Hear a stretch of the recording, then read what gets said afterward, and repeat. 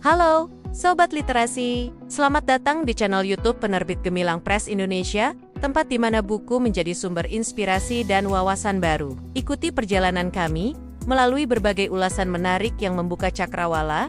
Pembangunan ekonomi bukanlah proses yang berlangsung secara otomatis, melainkan hasil dari perencanaan yang matang, terpadu, dan berorientasi pada kesejahteraan masyarakat. Di tengah dinamika global yang terus berubah dari arus globalisasi, disrupsi teknologi, hingga krisis iklim, perencanaan pembangunan tidak lagi cukup hanya berfokus pada angka pertumbuhan semata. Dalam memahami hal ini, terdapat salah satu referensi terbaik adalah buku berjudul Perencanaan Pembangunan Ekonomi, karya Fatimatuz Zahro dan Dr. Hari Fauzan. Buku ini dihadirkan sebagai referensi ilmiah yang solid dan aplikatif.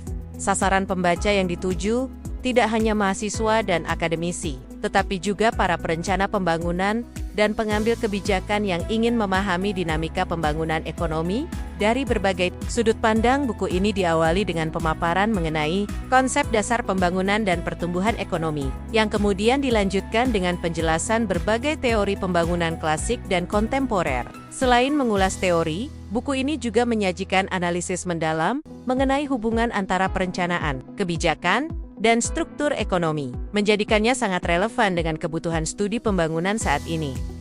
Salah satu kekuatan buku ini terletak pada pendekatannya yang praktis. Pembaca tidak hanya dibekali kerangka teoritis, tetapi juga diajak memahami instrumen teknis penting dalam proses perencanaan pembangunan, seperti forecasting, analisis input-output, cost-benefit analysis, serta pemodelan makroekonomi, memberikan nilai lebih bagi mereka yang terlibat langsung dalam perumusan dan evaluasi kebijakan pembangunan.